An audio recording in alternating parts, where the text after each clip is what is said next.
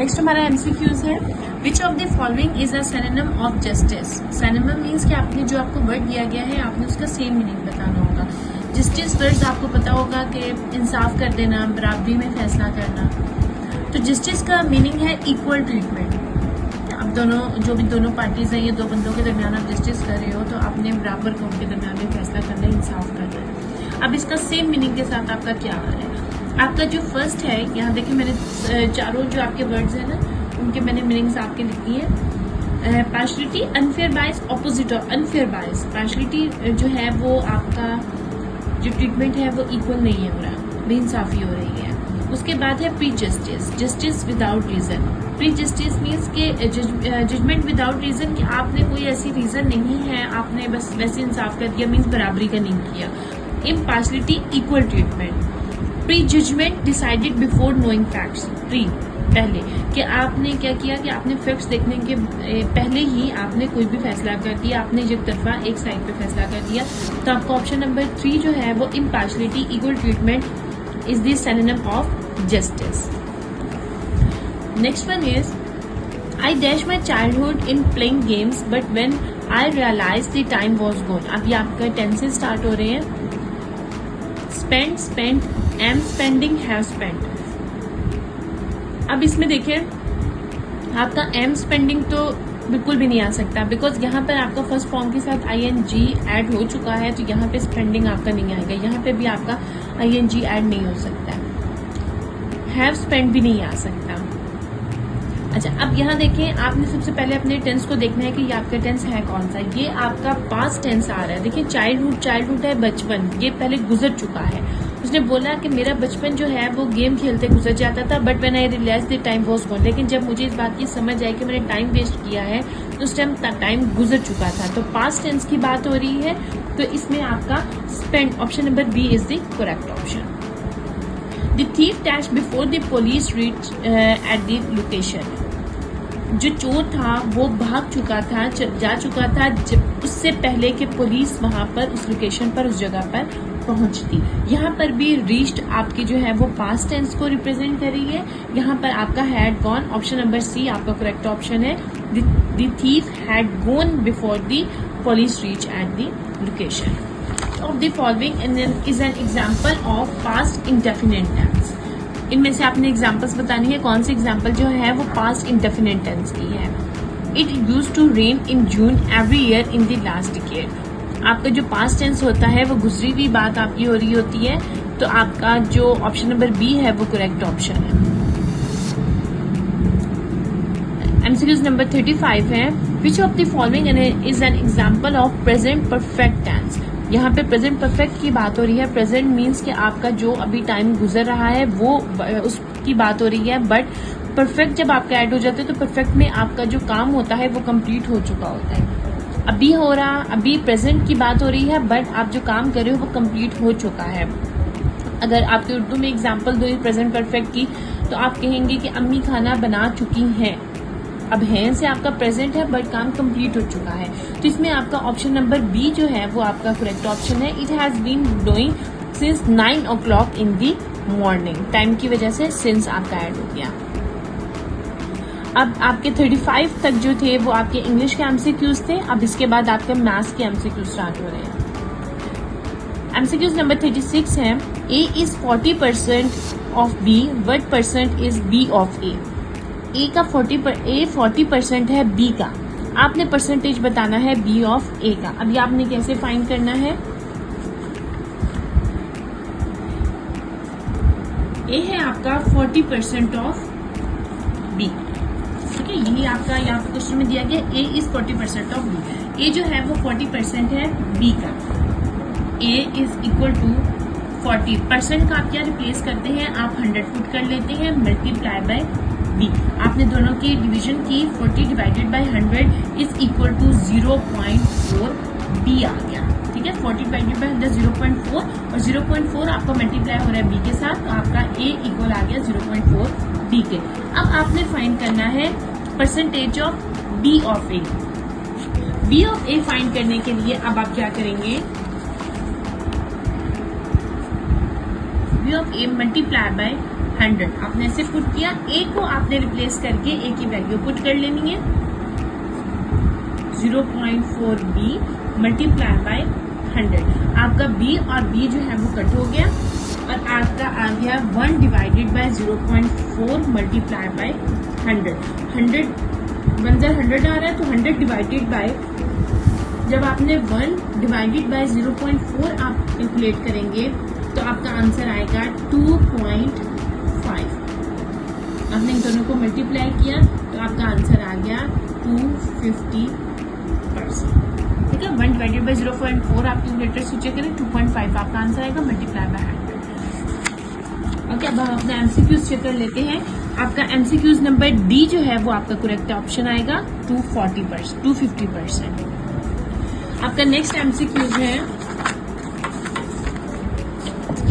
Next MCQs है 37 number, x plus 5 is equal to 10, then x equal to, x plus 5 है आपका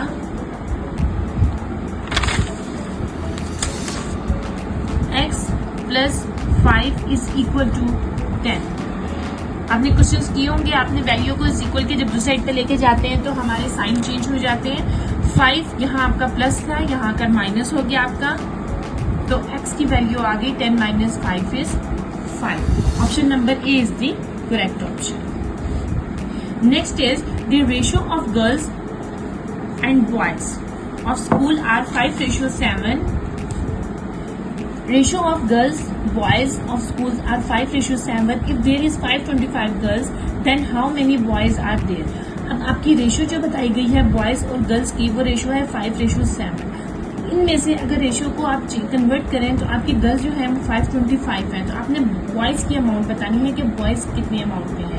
अब यहाँ देखिए अगर गर्ल्स की रेशियो 5 है तो आपका 525 नंबर आ रहा है।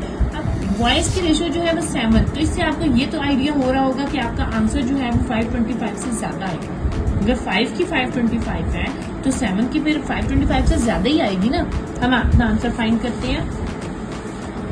आपके क्वेश्चन में हमारे पास जो डाटा गिवन था वो आपका है रेशियो ऑफ गर्ल्स है आपकी, रेशियो बॉयज। ठीक है, गर्ल्स और बॉयज का ये रेशियो हमने यहाँ पे साइन शो कर दिया तो लिखने की जरूरत नहीं है।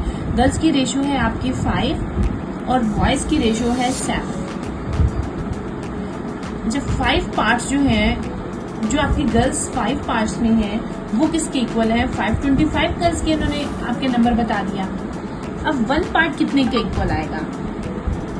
ये तो 5 पार्ट उन्होंने बोले ना। अच्छा, अब ये देखें 5 पार्ट्स आपके 525 गर्ल्स के हैं। अब हम 1 पार्ट का पहले इक्वल कर लेते हैं। 1 पार्ट का फाइंड करने के लिए 525 डिवाइडेड बाय 5 आप जब कटिंग करेंगे तो आपका आएगा 105। आपका 1 पार्ट आपने गर्ल्स की रेशियो से फाइंड कर दिया कि 1 पार्ट इक्वल है 105। आपने बॉयज कितने पार्ट का फाइंड करना है? आपने 7 का फाइंड करना था ना, तो आप 1 पार्ट को मल्टीप्लाई कर लें बॉयज के 7 की रेशियो से। बॉयज के कितने पार्ट थे? 7 पार्ट थे। तो आप 7 को क्या करेंगे? 1 पार्ट का आपका इक्वल आ रहा है 105 के, आपने 7 का इक्वल करना है तो आप 7 को मल्टीप्लाई कर लें 105 से, तो आपका आंसर आ जाएगा 735। अब यहाँ देखें, वही आपको क्लियर हो रहा होगा कि यहाँ पे गर्ल्स का जो 5 पार्ट्स थे वो 525 के इक्वल थे, तो बॉयज के 7 है। तो देखिए आपका आंसर, तो आपको option number C is the correct option, 735। Next MCQs है आपका, the sum of ages of 5 children born at the intervals of 3 years, each in 50 years. What is the age of the youngest child? अब 5 children's की जो as interval है वो 3 years के gap से है। आपने यंगेस्ट चाइल्ड की एज फाइंड करनी है। चिल्ड्रन है आपके 5, वो हम सॉल्व कर लेते हैं। 5 है तो आपके किसके डिफरेंस से आ रहे हैं? आपके 3 के डिफरेंस से आ रहे हैं। थोड़ा इजी कर लेते हैं क्वेश्चन को। आपके 3 के इंटरवल से आ रहे हैं। 3 फिर 3 एंड देन 3। ठीक है, हमने भी 3 का इंटरवल दे दिया और इज इक्वल टू 50 हमारे पास है। आपने इन सबको जब प्लस किया तो आपके पास प्लस करके आंसर आ गया 30। 30 को पहले आप इक्वल से दूसरी साइड पर लेकर जाएंगे, माइनस हो जाएगा, 20 आंसर आ गया। x इधर ही रहा, 5 आपका मल्टीप्लाई हो रहा था, इक्वल के दूसरी साइड पे जब जाएगा तो आपका डिवाइड हो जाएगा, 5 4 से 20। ठीक है, जो आपका x है, जो यंगेस्ट चाइल्ड है, उसकी आपकी जो एज आ गई है वो 4 ईयर्स आ गई है। Option number A is the correct option. Next 44 number है, the height of one floor. MCQs number 48, MCQs number 48 है हमारे पास है, the height of one floor of a building is 304 centimetre. आपके पास एक बिल्डिंग है, उसका जो फर्स्ट फ्लोर है उसकी हाइट है आपके पास 304 सेंटीमीटर। टोटल जो उसमें फ्लोर्स हैं उस बिल्डिंग में, जो मंजिलें हैं, जो फ्लोर्स हैं वो हैं 7।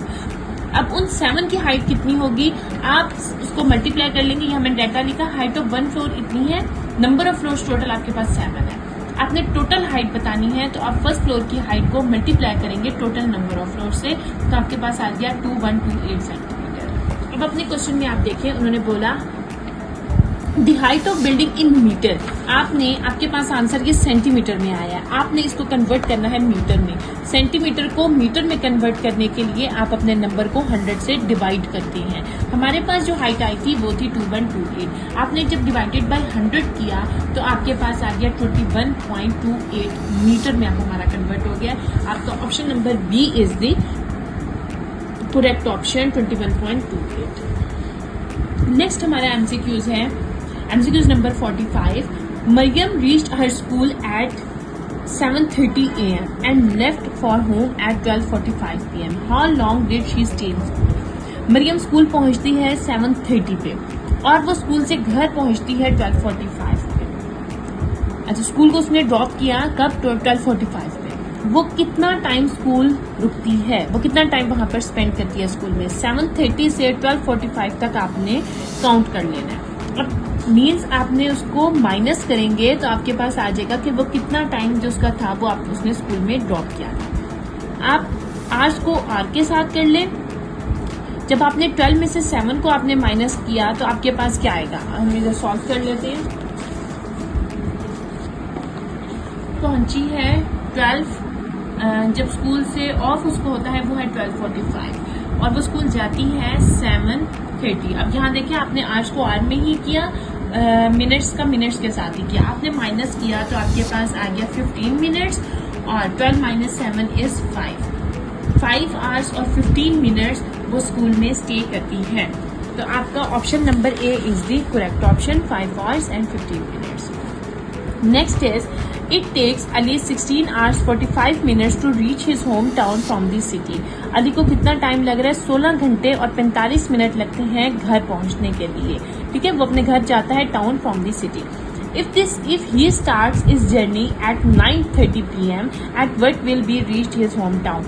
अगर वो शाम रात 9:30 पे निकले, ठीक है, उन्होंने टाइम मेंशन कर दिया, वो 9:30 पे अगर रात को PM है, 9:30 पे अगर वो निकल रहा है तो वो कितने बजे पहुंचेगा अपने घर टाउन में। अब उसको कितना टाइम लगेगा, उसको 16 घंटे और 45 मिनट लगेंगे और 9:30 पे वो निकले। अब आपने ये कैसे कैलकुलेट करना होगा। अब आपको ये पता है कि जो 12 घंटे का एक दिन हो रहा है, ठीक है, आप डायरेक्टली आप 12 तो आप 24 घंटे का एक दिन हो रहा है, आप 24 की हमें जरूरत नहीं है क्योंकि हमारे पास 24 घंटे से कम का टाइम है। आप पहले 12 को हम इजीली सॉल्व कर लेते हैं। जब उसने 9:30 से 12 घंटे आप ऐड करोगे तो 9:30 AM हो जाएंगे। ठीक है, 9:30 AM तक तो वो उसको सुबह के 9:30 हो गए, 12 घंटे उसको लग गए 9:30 बजे तक। उसके बाद हमारे पास बाकी कितने घंटे रह गए, हमारे पास बाकी घंटे रह गए 12 हमारे हो चुके थे, हमारे पास बाकी 4 घंटे का सफर अभी हमारा है बाकी। ठीक है, 4 घंटे का भी सफर बाकी है हमारे पास। तो 4 घंटे जब मजीद उसको लगेंगे तो 9:30 से आगे आप उसको आगे और काउंट करें तो आ जाएगा 10, 11, 12 एंड 1 आ जाएगा। 4 घंटे आपने काउंट किए तो 1 बज गया। ठीक है, अब ये 1 बज रहा है। अब मिनट्स के आप अकॉर्डिंग देखें, यहाँ पर उसके 30 मिनट्स थे और उसको कितने मिनट लगते थे, 45। अब ये 30 मिनट्स यहाँ पर इंक्लूड अगर हम करें तो बाकी 15 मिनट्स उसके बच जाएंगे। अब 60 मिनट्स का 1 घंटा हो रहा है ना, तो ये 30 और इस 45 में से 30, ये भी 1 घंटा और बन गया, 30 और 30 60 हो गया, 60 मिनट्स का 1 घंटा और उसको लग गया, मीन्स उसके क्या हो गए, 2 बज गए उसको। ठीक, अब 2 बज गए तो अब ये देखिए ये 45 मिनट्स थे, 30 मिनट्स हमने इस 30 मिनट में ऐड करके 1 घंटा बनाया था, तो बाकी 15 मिनट्स उसके पास और रह गए। तो 2:15 तक वो पहुंचेगा।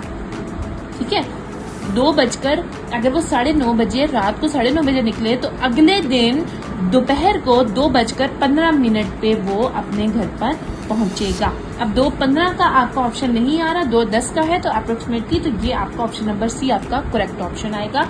अच्छा, अब मैं इसको प्रॉपर आपको सॉल्व करके भी बता देती हूँ कि आपने प्रॉपर इसको सॉल्व कैसे करना है। अब उसका स्टार्टिंग टाइम क्या है, उसने स्टार्ट टाइम जो था वो उसने जब वो निकला वो टाइम था 9:30 बजे का रात का। उसका जर्नी जो उसकी ड्यूरेशन है, टोटल जो उसका ड्यूरेशन है, उसका कितने टाइम का सफर है जी, उसका सफर है 16 घंटे और 45 मिनट का। ये उसका टोटल सफर उसने करना है इतने टाइम का। अब अगर 9:30 में मैंने आपको बोला कि डायरेक्ट 12 घंटे हम डायरेक्ट मेंशन कर लेते हैं, ऐड कर लेते हैं, हमें इजी हो जाएगा। 9:30 में जब आपने 12 घंटे ऐड किए तो उसको जी रास्ते में हो गए सुबह के 9:30 बज गए। ठीक है, रात के 9:30 से जब उसने 12 घंटे का सफर किया तो सुबह के 9:30 बज गए। अभी भी उसका बाकी सफर रहता है। ठीक है, अभी उसके अब बाकी का जो उसका सफर रहता है जी, वो रहता है 16 घंटे और 45 मिनट का था, 13, 14, 15, 16, 4 घंटे और 45 मिनट। ठीक है, ये अभी 4 घंटे और 45 मिनट का सफर अब उसका बाकी है और उसको टाइम सुबह के 9:30 हो चुके हैं। अब जब हम इस और हम उसे ऐड करेंगे तो आपने जब 9 में 4 घंटे और शामिल किए, 10, 11, 12 एंड 1 o'clock हो गए। क्लियर? अब ये 45 मिनट्स और ये 30 मिनट्स अभी हमारे इंक्लूड होने रहते हैं। हमने जब इनको इंक्लूड किया तो इसके 30 मिनट्स जब हमने इन 30 मिनट्स में ऐड किए तो 1 घंटा बन गया, 60 मिनट्स हो गए, और 60 मिनट्स जो है वो इक्वल होते हैं 1 आवर के। तो हमने 1 घंटा और इसमें डालेंगे तो ये 2 बज जाएंगे। अब इस 45 में से हमने 30 मिनट्स इसमें ऐड करके घंटा बनाया था ना, तो 15 मिनट्स तो इसके भी रह गए।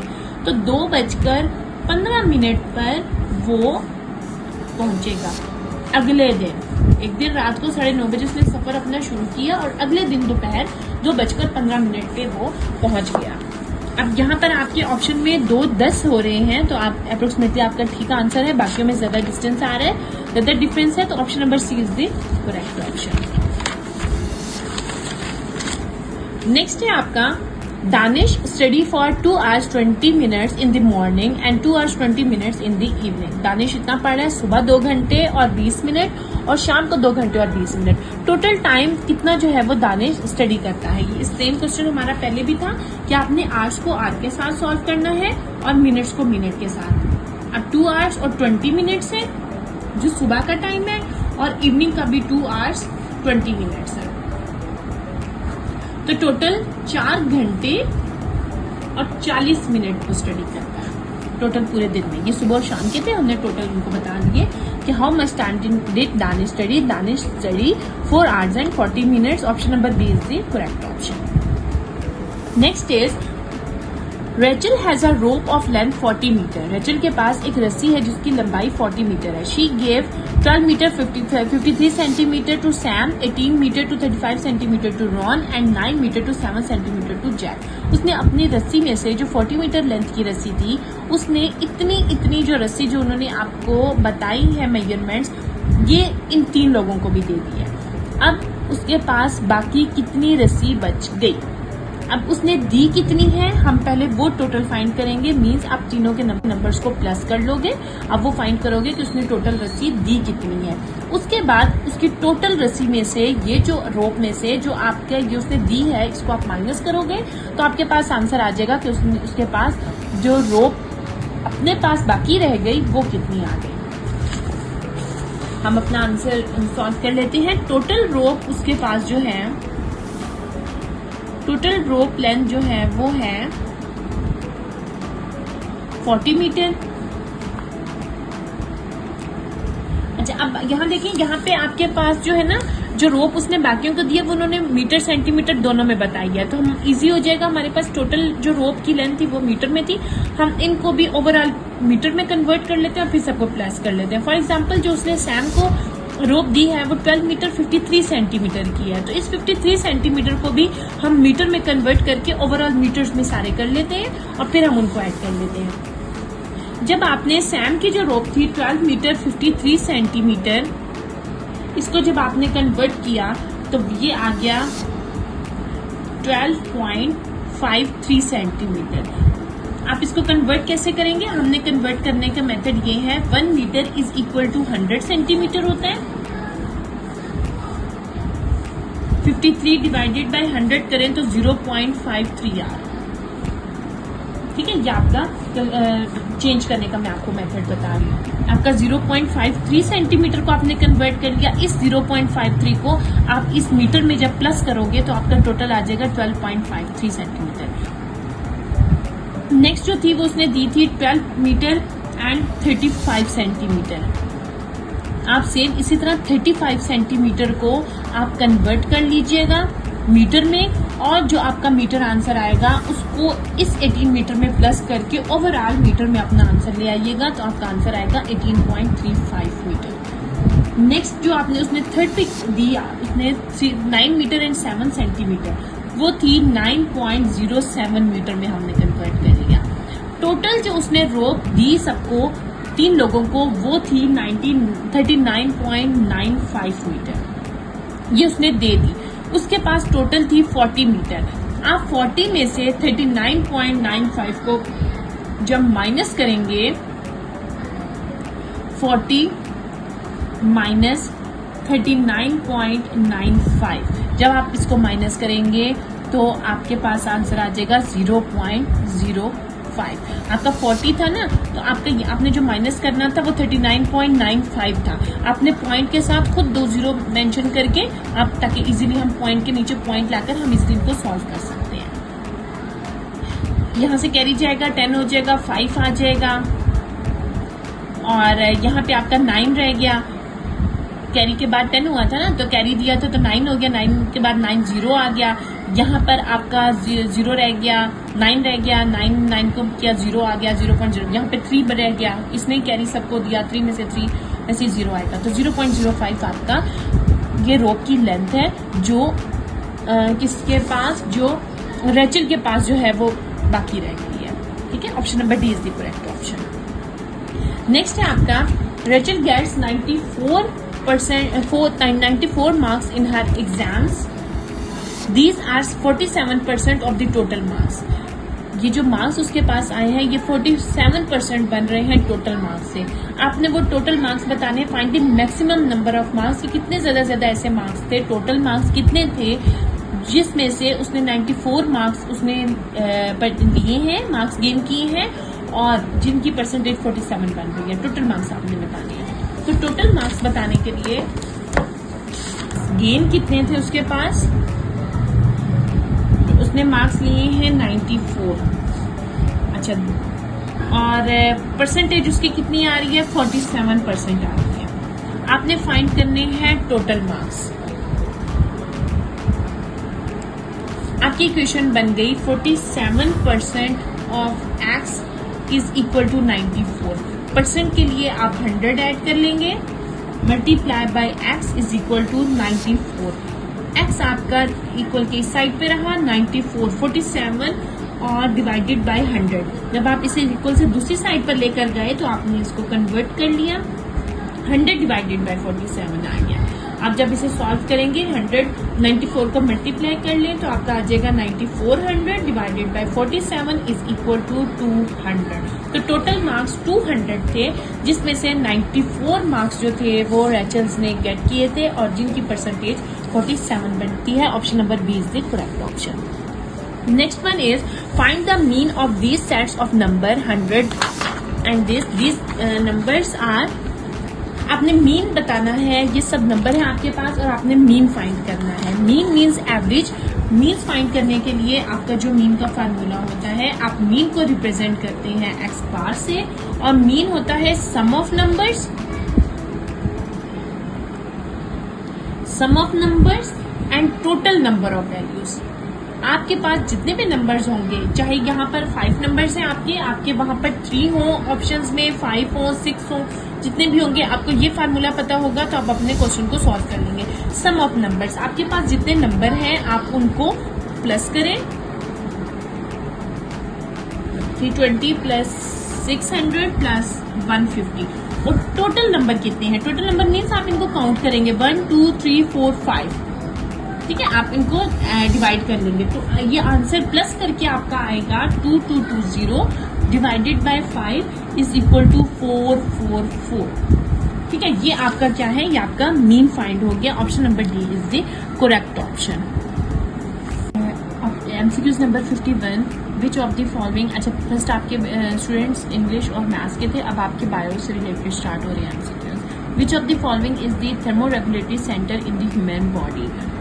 अब थर्मोरेगुलेटरी सेंटर आपका क्या है? थर्मोरेगुलेटरी क्या है, मैं आपको इसकी डेफिनेशन बता देती हूँ। Thermoregulation, the ability of an organism to maintain its optimum internal temperature. जो आपका इंटरनल टेम्परेचर है उसको मेंटेन रखने के लिए जो आपका वर्क हो रहा है वो थर्मोरेगुलेशन है। ठीक है, अब ये थर्मोरेगुलेशन आपका हो कहाँ पर रहा है? ये आपका हो रहा है हाइपोथैलेमस में। आपने ये बताना है कि थर्मोरेगुलेटरी जो है वो आपका जो प्रोसेस सारा चल रहा है ह्यूमन बॉडी में वो कहाँ पर हो रहा है? Skin, adrenal glands, hypothalamus and pituitary hypothalamus में हो रहा है। Option number C is the correct option. अच्छा, next one is in which of the following location fertilisation take place in the human being. आपके ह्यूमन बीइंग में fertilisation का जो process है वो कहाँ पर हो रहा है? डेफिनेशन में आपको बता रही हूँ फर्टिलाइजेशन की। इन ह्यूमन बीइंग फर्टिलाइजेशन क्या है? Fusion of sperm and eggs take place in the fallopian tube. ठीक है, फैलोपियन ट्यूब में आपका फर्टिलाइजेशन का सारा प्रोसेस होता है।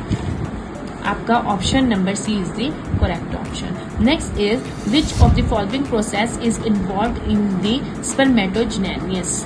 अब आपका ये क्या है? स्पर्मेटोजेनेसिस क्या है? Formation of sperm sales.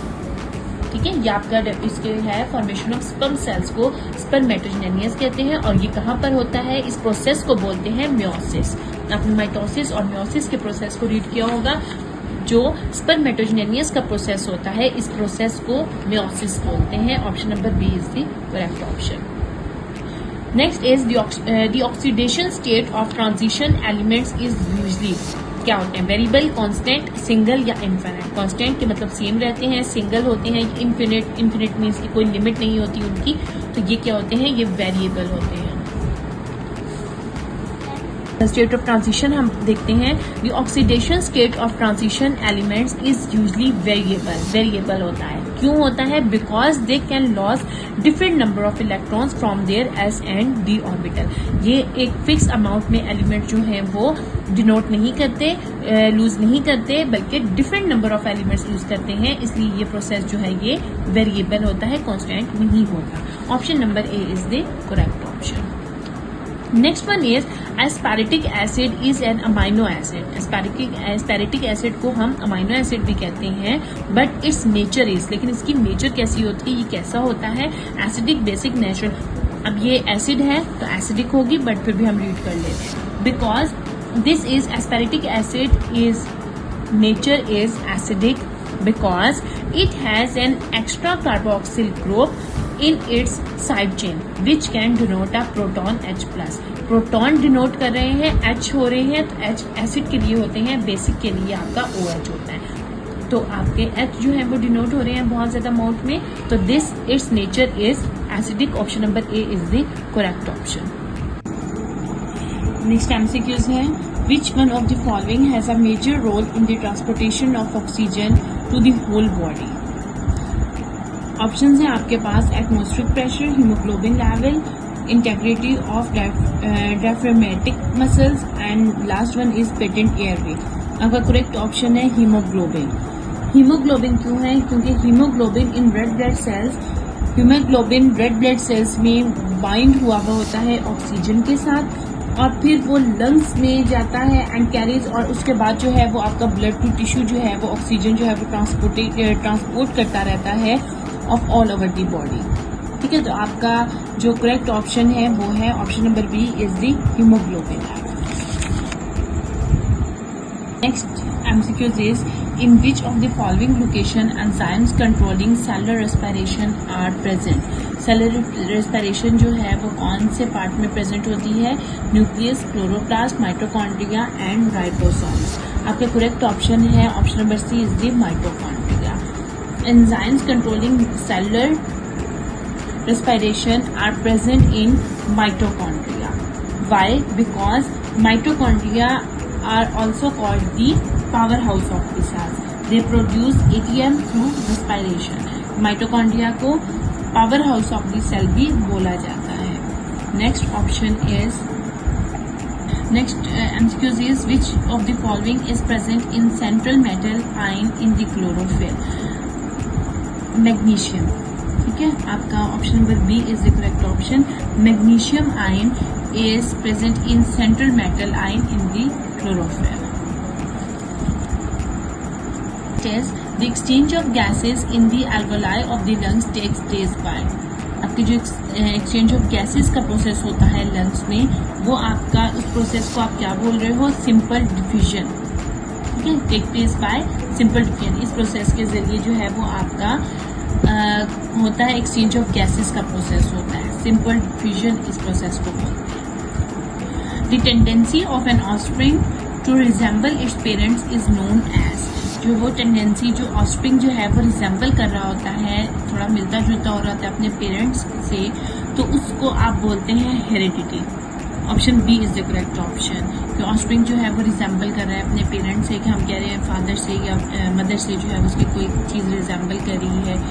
अच्छा, इसमें इनहेरिटेंस जो है ना, ये भी आपका कुछ हो सकता है, आंसर करेक्ट ऑप्शन हो सकता है, but heredity is the best option.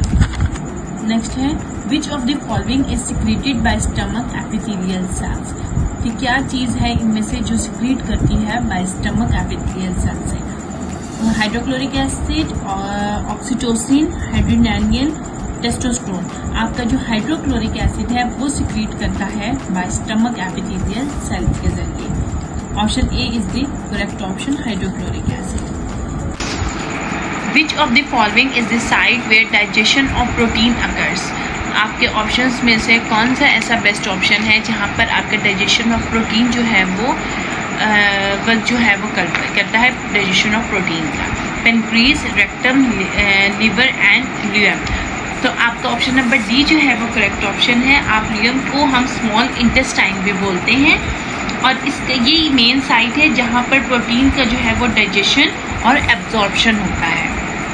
इसको स्मॉल इंटेस्टाइन भी, अगर ऑप्शन में स्मॉल इंटेस्टाइन आए, डाइजेशन ऑफ प्रोटीन जो है वो कहाँ पर होता है, तो आपने स्मॉल इंटेस्टाइन अगर ऑप्शन आए तब भी वो करेक्ट ऑप्शन होगा. Which of the following is the most abundant biomolecule on the earth? Lipids, protein, carbohydrates and nucleic acids. जो आपके बाकी के बायोमोलिक्यूल्स हैं, lipid, protein and nucleic acid, ये भी बहुत प्रेजेंट हैं, लार्ज अमाउंट में प्रेजेंट हैं. बट कार्बोहाइड्रेट जो है वो ऐसा मेन बायोमोलिक्यूल है जो बहुत ज़्यादा अमाउंट में अर्थ में प्रेजेंट है. Option number C is the correct option. How many sex chromosomes are present in human beings? कितने सेक्स क्रोमोसोम्स जो हैं वो प्रेजेंट होते हैं ह्यूमन बींग्स में? आपके टोटल जो हैं वो 46 क्रोमोसोम्स प्रेजेंट होते हैं, और ये पेयर्स में होते हैं. अब पेयर्स में देखा जाए तो फिर 23 पेयर्स होते हैं, टोटल 46 है, और ये पेयर्स में प्रेजेंट होते हैं. पेयर्स में आपके 23 पेयर्स बनते हैं. अच्छा, उनमें से 23 में से जो आपके 22 क्रोमोसोम्स हैं वो आपके नॉन सेक्स क्रोमोसोम्स हैं. ओनली वन जो क्रोमोसोम है वो आपका सेक्स क्रोमोसोम है. Option number A is the correct option. Which of the following cell organelles does not contain DNA.